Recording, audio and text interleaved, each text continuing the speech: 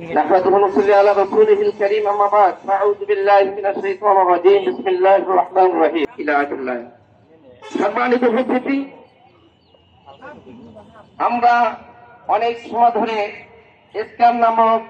সন্ত্রাসী সংগঠনের কথা শুনে আসতেছিলাম যারা পৃথিবীর বাদশাহী দাবি করেছিলেন না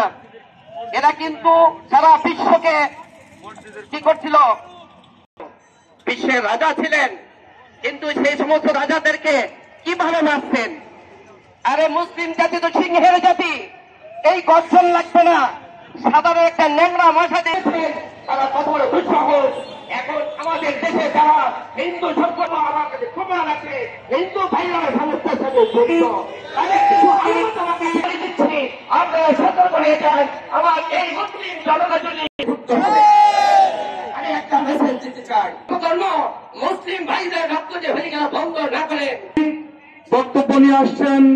মুফতি আলহামদুলিল্লাহ আমরা এখানে একত্রিত হয়েছি কেন